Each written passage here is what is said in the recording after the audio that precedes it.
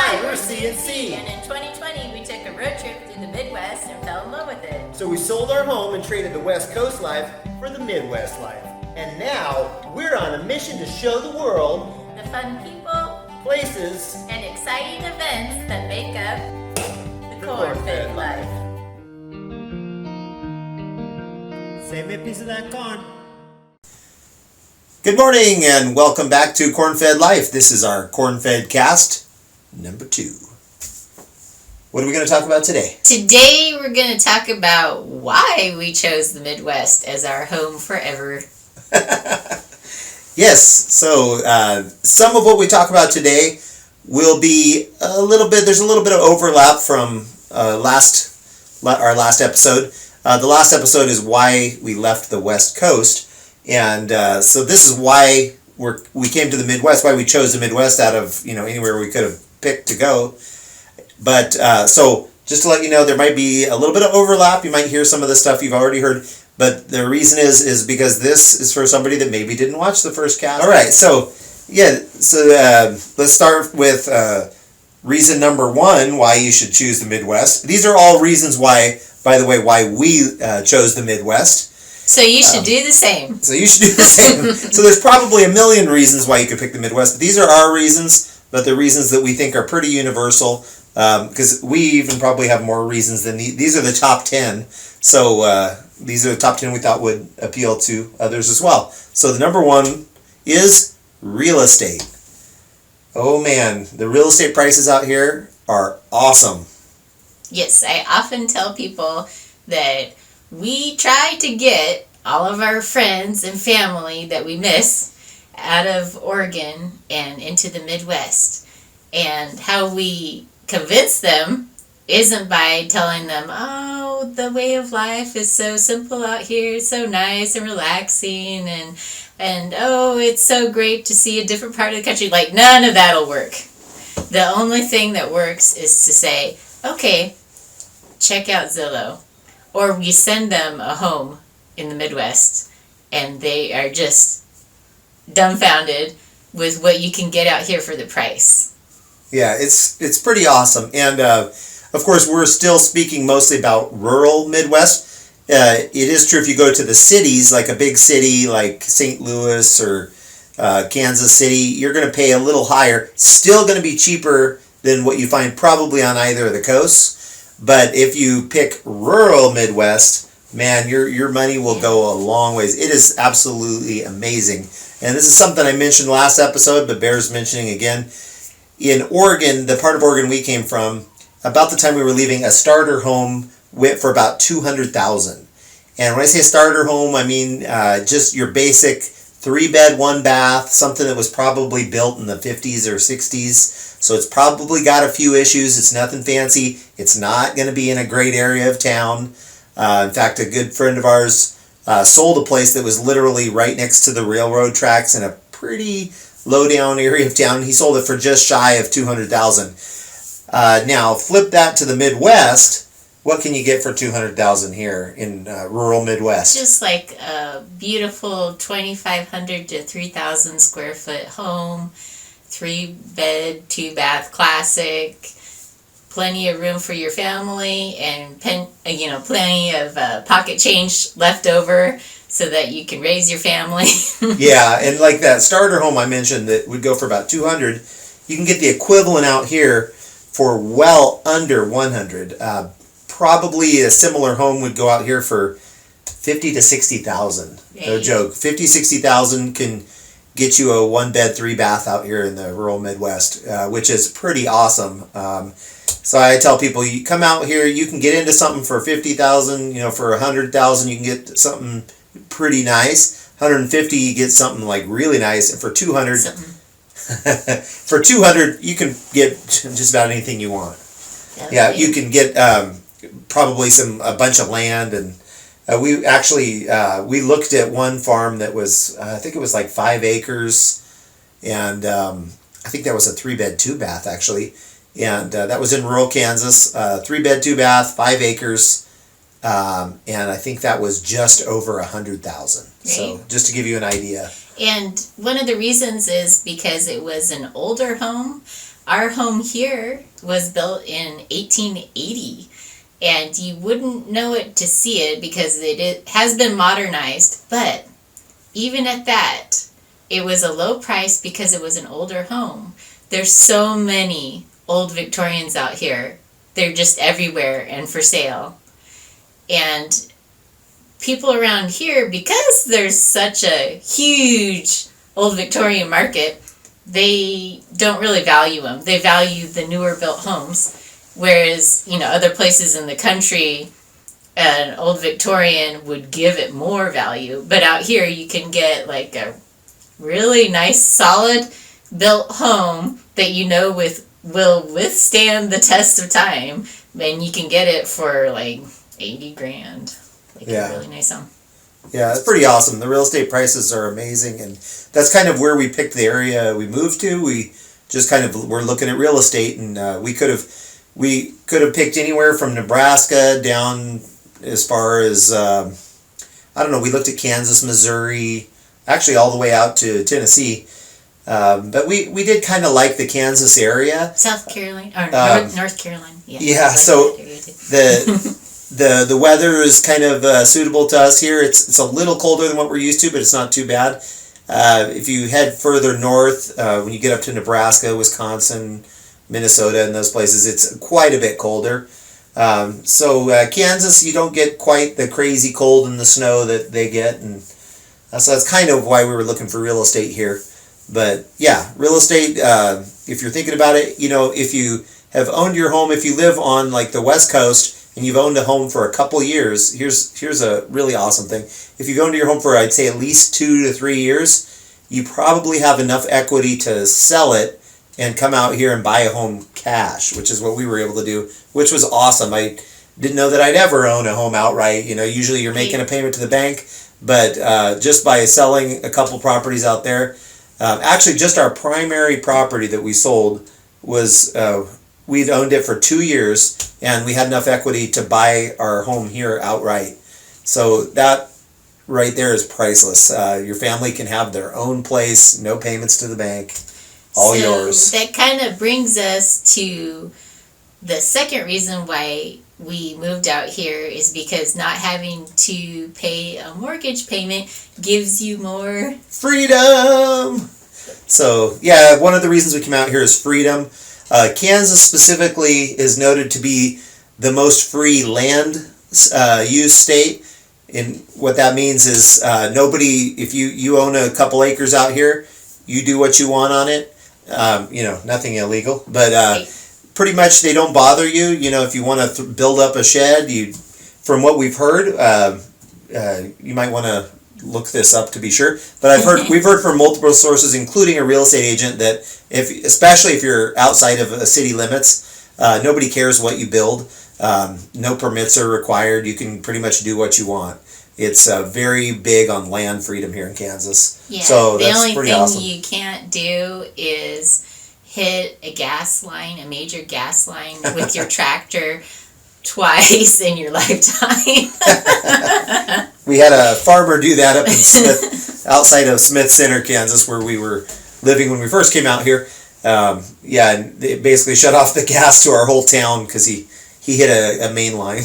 But anyway, the freedom out here is amazing, and we're not just talking about land freedom. You can just feel the freedom in the air. When all the COVID restrictions were going on, it was just so much looser out here. Of course, once again, talking about rural Midwest. If you go to the cities, it's going to be a little tighter. But even in the cities, we noticed it was not like the regulations they were handing out on the West Coast. There was still, like, most of the restaurants were open. You could have indoor dining and seating when the West Coast was still locked up at that point. That was a huge thing that drew us to the Midwest. Was we came through on a road trip just after COVID had hit. It was like just a couple months later. And in our town, indoor dining was prohibited and all that. And then we came out here and we were like, wow, people are sitting down in restaurants and eating with each other and nobody has masks on. And that just kind of opened our eyes to the freedom out here. And it's basically like everyone, just kind of do what you feel is best. And I know that one thing they did here in Kansas is when they did initiate the mandates, they basically left it up to each county. And the counties are pretty small here. So you have very localized control of what you want to do. So your county gets to decide what it thinks is best. So especially if you're in rural areas, like your county will have a ton of freedom to participate or not participate in the mandate. You mentioned that you can feel the freedom in the air, and I really agree with you. I did think it was high humidity, but now I realize it was freedom. So yeah, freedom, big issue for us. We didn't like being ordered around, and it wasn't just mask mandates. There was a lot of things in Oregon where they just were passing like all different laws that we didn't agree with. And when we went back to Grants Pass to visit his parents, we stayed at a hotel in the middle of winter, and they told us it was illegal for us to keep our dog in the car in the middle of winter. Yeah, and we're not talking freezing temperatures either, because I would understand that, but it was like overnight temperatures in the 40s, and we have a very furry dog who keeps nice and toasty as long as he's got shelter. But yeah, they would not let us keep him in our car overnight. Right, that wouldn't stand out here. Yeah, and the gal said, like, no, if you leave it, animal control will be called, the cops will be called, and you'll get in a lot of trouble. And we just thought that was absolutely ridiculous. So we're very careful with our animals. We treat them very humanely, and we would never leave a dog like in a hot car overnight, in the summer or something. But it's absurd. And this is kind of ironic too. California, I always feel, was like more authoritarian, but I think Oregon has now surpassed it, because we were back there, like she said, recently for a wedding, and I was asked in Southern Oregon, I was asked at least 2 or 3 times to either mask up or not come in different stores. And then after that, we went to Northern California, and in Northern California, nobody really bothered. A lot of people were masked, but I was never asked to put a mask on. We went in multiple restaurants and stores, and so I thought that was interesting that Northern California was a little more free than Southern Oregon. But anyway. So it kind of goes along with freedom, but the culture out here, that's number 3 on our list, is along the God-given liberty. Yeah, that we like to espouse. Yeah, so that's kind of by culture. I mean, it's more of a God-fearing culture out here. Not that there's not plenty of people that don't cuss up a storm and do different things that you wouldn't consider part of the Bible Belt. Kansas is kind of, from what I understand, the edge of the Bible Belt. But a little edgy. But yeah. But anyway, it's very friendly to religious people here. It's just like I mentioned in the last episode, we went to a rodeo, and before the rodeo began, the announcer said, "Let's open in prayer, everybody bow," and he just said this really beautiful prayer, and I turned to her when he was finished, and I said, "This is why we moved here." That was in Phillipsburg, Kansas. It was the biggest rodeo in Kansas, actually. Watch our video on the rodeo. It was pretty exciting. But it was just awesome to see that this public display of prayer at a massive public event with, I don't know, maybe 10,000 people or more. And everybody was in agreement on it. And I just thought, wow, you would never see that on the West Coast at a public event. Maybe if you went to a religious event, but this was a public event and everybody was in agreement on this. Yeah, and I was just talking to a pastor who said that he was called up from Yuma, Arizona, to come out here and help with a church that didn't have a pastor currently. And when he first got here, his wife, unfortunately, became very ill and had to spend like 25 days in the hospital. But while he was here, the community of the church got together and made sure that he was taken care of, that he was well fed every day, and that he was set up properly in the town. And at the hospital, the physician that was caring for his wife would come in every day and pray for her, with her. And so that's quite a different type of atmosphere. It's definitely a culture, a God-fearing culture, a culture that's Christ-centered, definitely. Yeah, I've never heard a story like that in Oregon.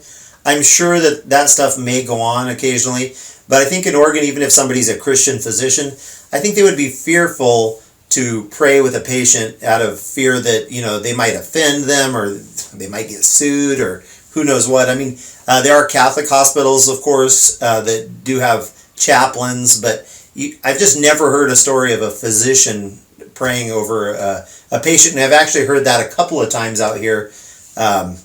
Somebody told us that another physician that attended the same church as us had led multiple people to Christ that were there, maybe like on their deathbeds or whatever, and I just thought that was awesome that a physician would do that.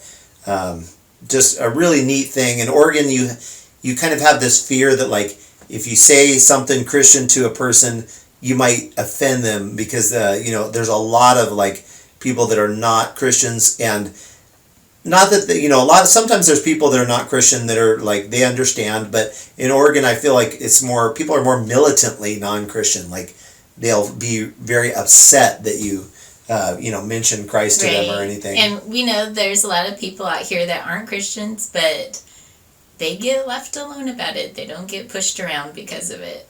Yeah, and they aren't going to be offended if you mention Christ to them because they're kind of used to it out here. It's kind of we've noticed that when we meet people will sometimes ask us like, "Oh, where do you guys go to church?" It's just assumed that everybody goes to church out here. Yeah. Which in Oregon I wouldn't meet a stranger unless they told me that they were a Christian. I would never just assume that I could ask them where they go to church. I would first have to find out if they were a believer. But in Kansas, it's just kind of assumed most people are going to be believers, so that's a fair question to ask somebody right off the bat. So yeah, that's awesome. And then let's move on to number 4. Adventure. Yay, adventure! So adventure for us was pretty cool because if you're on either of the coasts, chances are you probably look at the Midwest, like a lot of people do, as flyover state. A flyover country, basically, like all the states in the Midwest. And it's kind of funny because the sky out here is huge because, no mountains. And that's what you see all day, like little jets way up there flying crisscross. Sometimes we'll count like, I can count like 12 different, jets flying over. But people look at it as flyover because they don't stop here.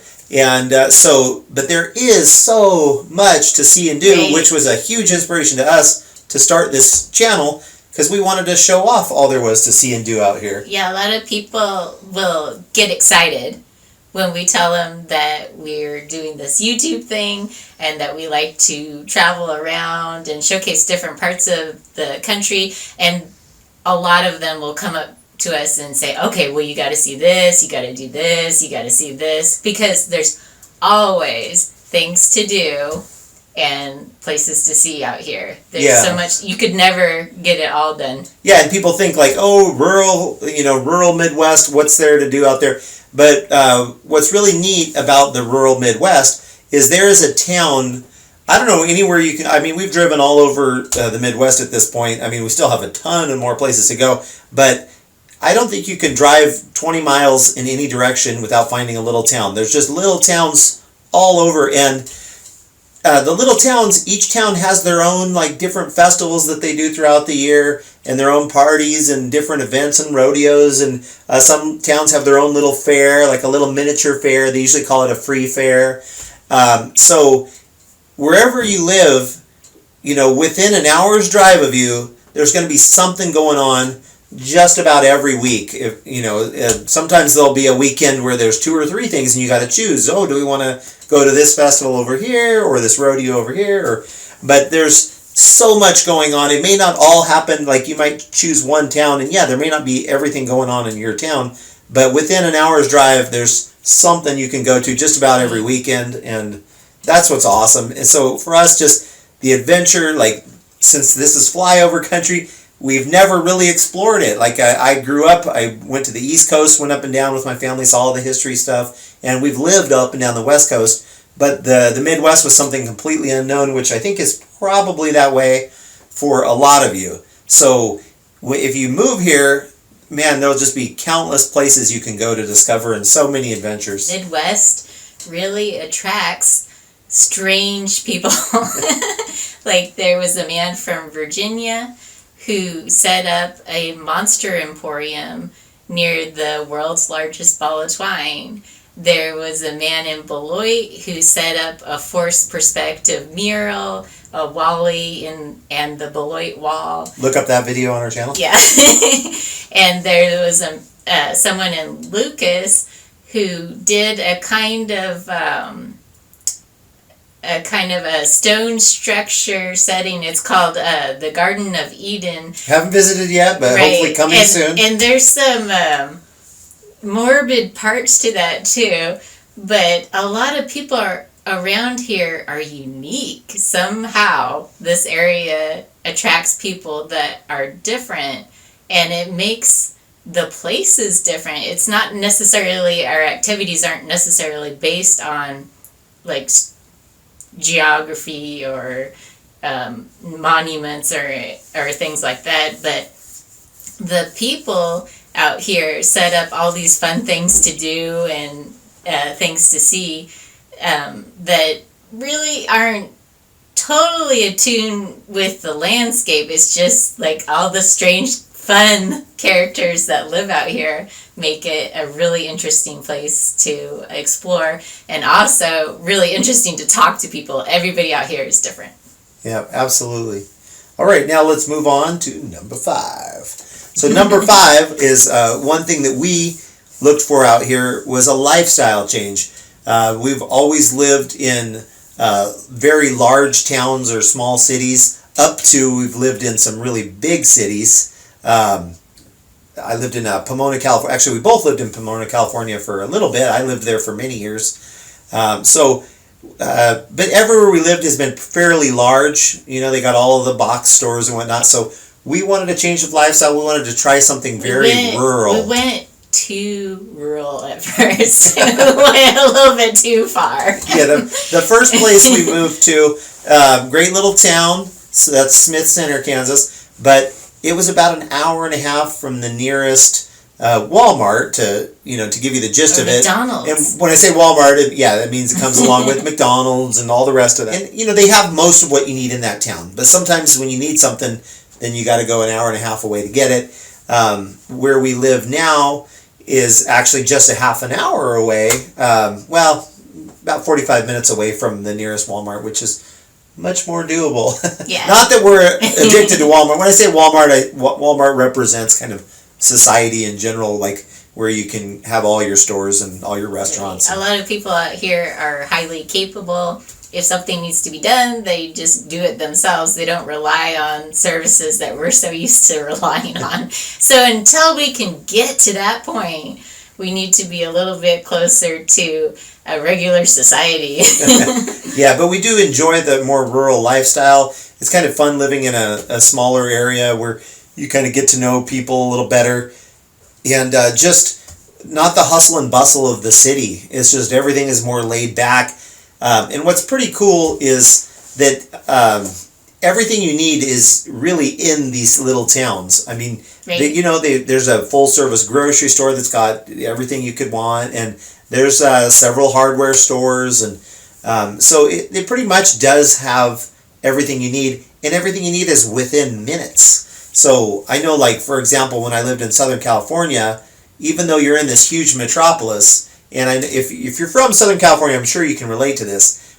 Half the time you get in your car to go do some shopping or whatever, it's going to be a half an hour drive each way. And a lot of times, you may want to go to Costco or Best Buy or wherever, and you may not have one in your town, so you got to go 2 towns over. So I just remember from Southern California, you drive a lot every day, every time you want to go somewhere.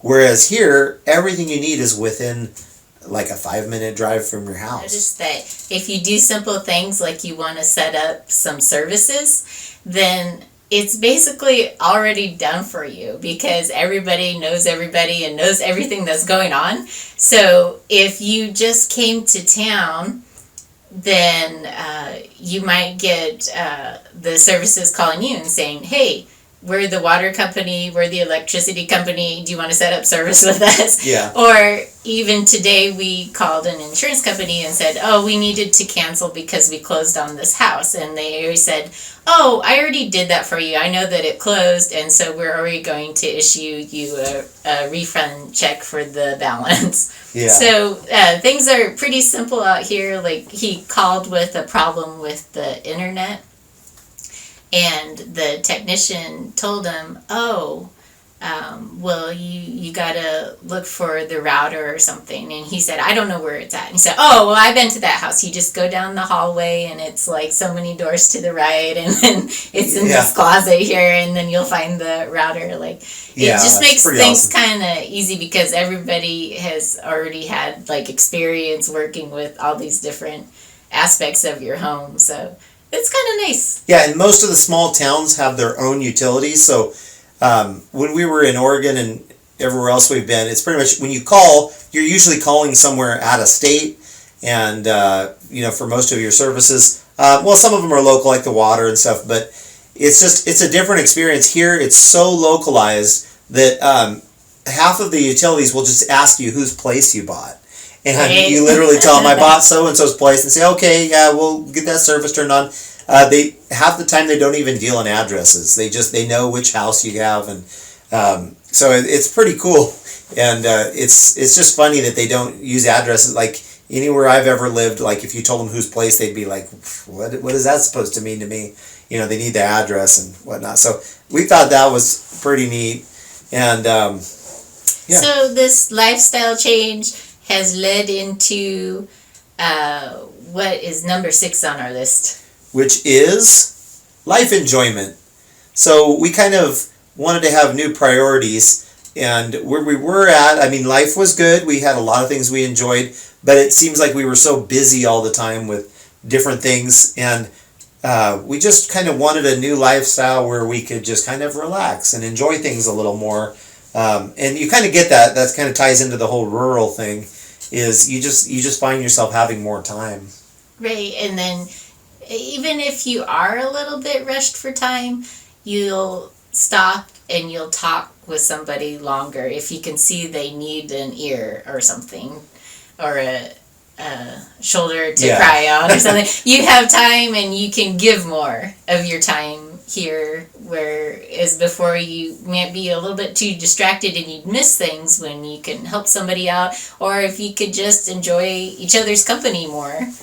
Yeah, because your priorities have changed to people instead of getting things done. Right, yeah, and that's definitely how it is out here in the Midwest. We've had multiple like contractors and different people come out to work on different things, and it's very common that they'll stick around afterward and talk to you for a half an hour or sometimes an hour.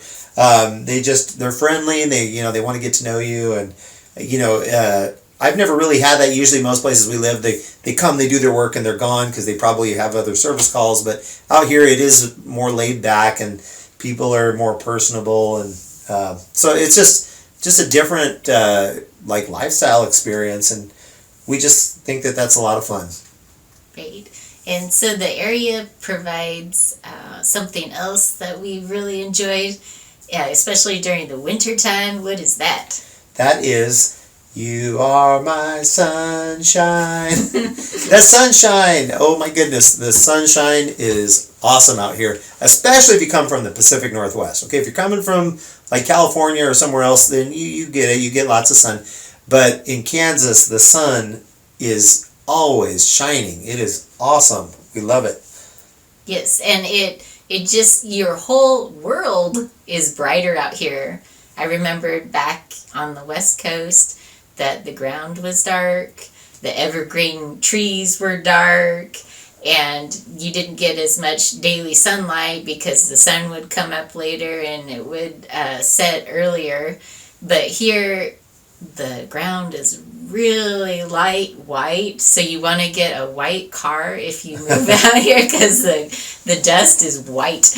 And also the sky is big and it's just light throughout the day. I love it. Yeah, most of the West Coast has mountains either on one side of you or some, like where we were at, mountains on both sides of us. So yeah, that you gotta, for the sun to come up, you gotta wait for it to peak over that mountain, and then it's gonna set over here, over that mountain. Whereas in Kansas, it's gonna come straight out on the plain. It's gonna rise, and then it's gonna drop on the other plain, and so it's just sunny so much longer. And then when the sun does finally set, you have that twilight time where it's just we got a little strobe light going on here. I don't know if you can see that. That's all right. I think it's okay. gonna hold. Okay. But anyway, once the sun does set, it still stays really bright and light for a long time, like maybe an hour after the sun is set. The sky is still kind of glowing with that nice twilight. So, you get all that vitamin D out here every day,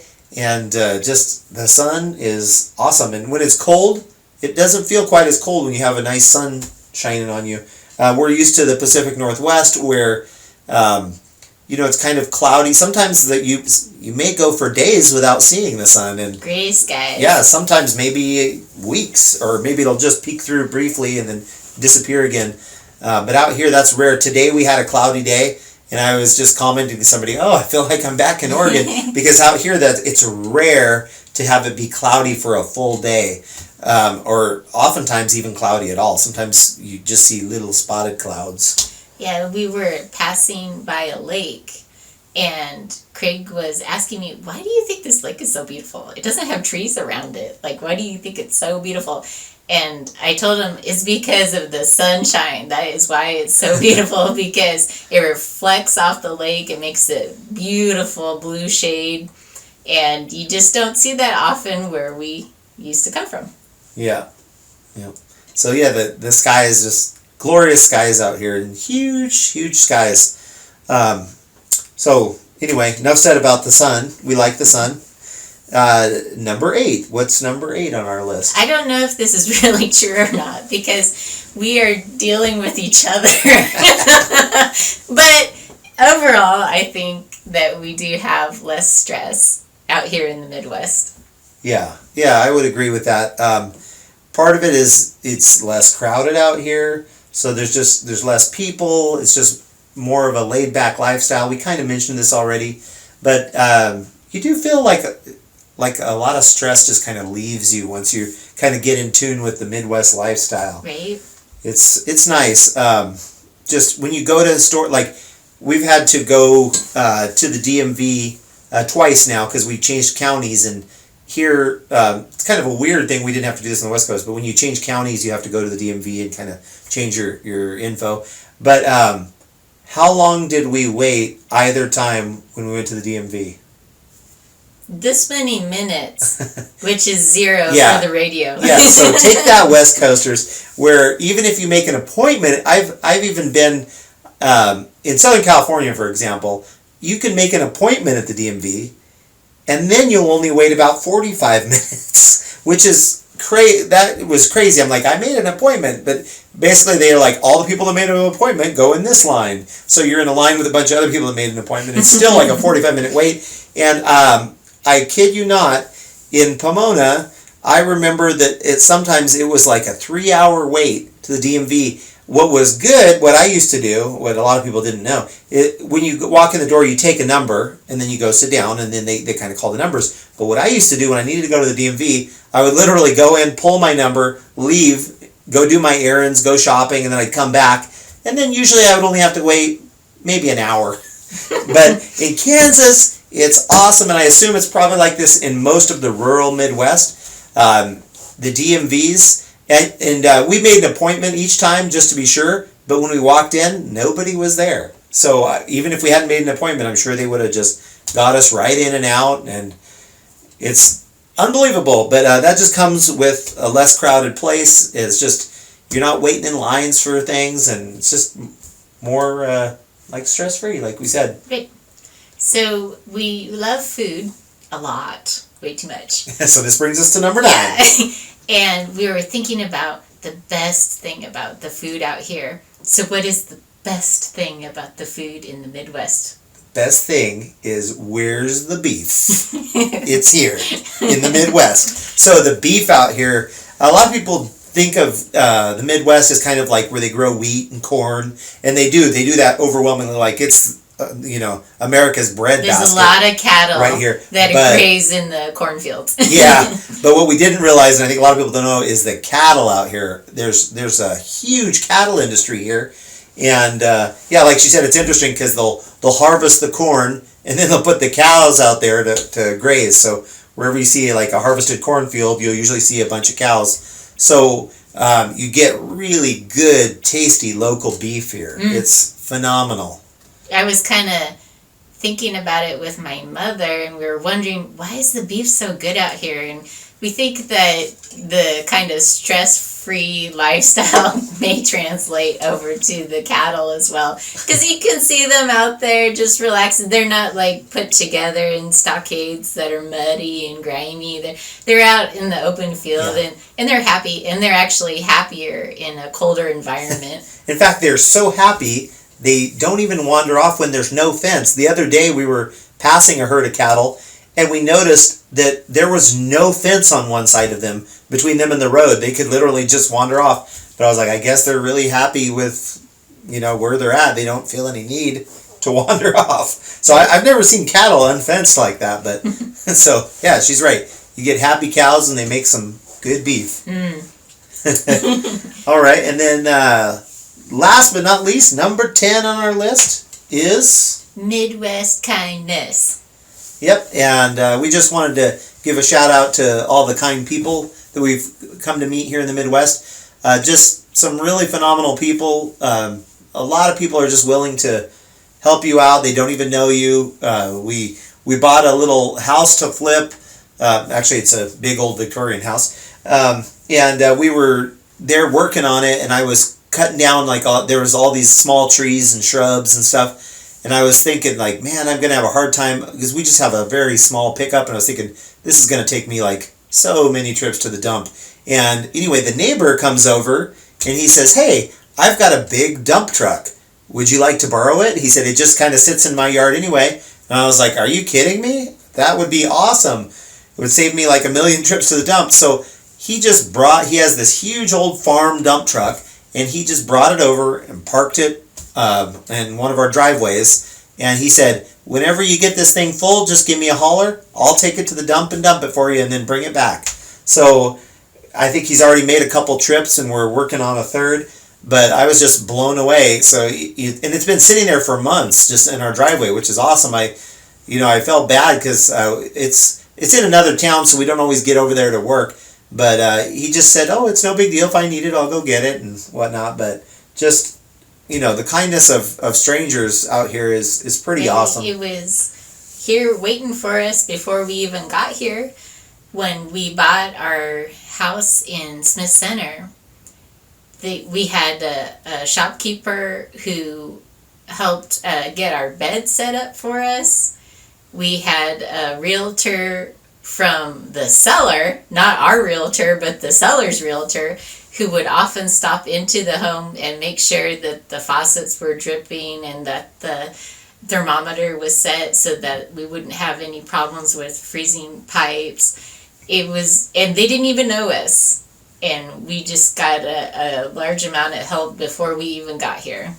Yeah. Really appreciate that. Yeah, that was pretty awesome. And if you want to, and people will hold the door, we've noticed some areas are more friendly than others. A great area was, I think it was called Columbus, Nebraska, where we met...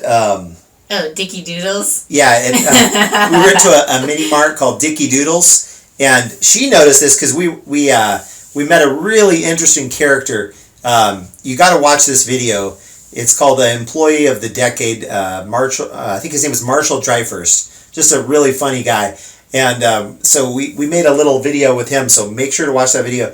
But he also explained in the video why he would never leave this area. He, like I said, lives in southern Nebraska and loves it because he works at this mini mart, and he sees all day how people just are willing to help each other out. Someone gets a flat tire, there's quickly people to help them. And Corrine noticed, since we were going and coming to get gear and different things to film, she noticed that every time she would get anywhere near the door, someone would make sure and hold the door for you, right? Yeah, this happened 6 times in a row, so it was really noticeable. Yeah. It's not just to me personally, but Another reason I really like Kansas is that they have striven to be all inclusive. They were one of the better states in the union for people that just came out of slavery after the war. They changed their constitution so that anybody of any race could come and colonize and set up settlements here in Kansas, and so it became really attractive for people who used to be slaves to come here and grow the economy here in Kansas. And I mean, it's not a very diverse state, but I've noticed that they tried to help people because they're people. Yeah, and that culture shows through too. And one of the biggest college mascots out here is the Jayhawks, of course. And we did a little researching into the Jayhawks, and basically, their symbol is this funny bird, which, a Jayhawk isn't a real bird, but a Jayhawk was the name given to this group of people that would go into Missouri, which was a slave state, and they would help free and bring it back into Kansas slaves from Missouri, and somehow they picked up the name Jayhawk along the way, so that, the University of Kansas made that their logo, and it's a huge thing out here. So it just kind of shows a culture of that they're proud to be a free state, and just kind of a neat thing. So that's why freedom for everybody. Yeah, so we're big fans of the Jayhawks because of that. Rock Chalk Jayhawk, I think is what they say. I didn't know that.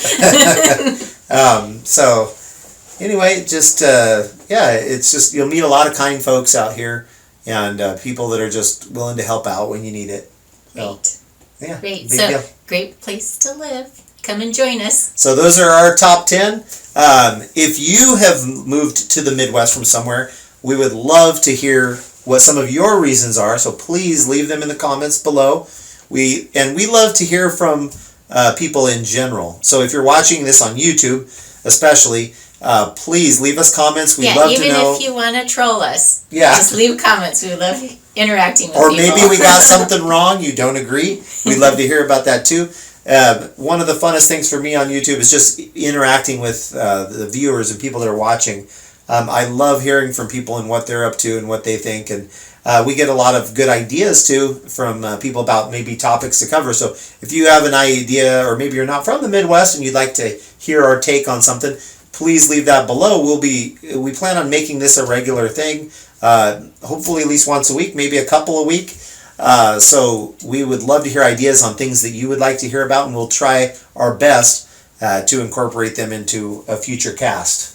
Thanks for joining us. Right. And one last thing before we go. Of course, we would love it if you like the video, comment on it, and subscribe. That really helps us out. This is our mission, to really showcase the awesome people, places, and things of the Midwest. And you helping spread the channel really helps us in that effort.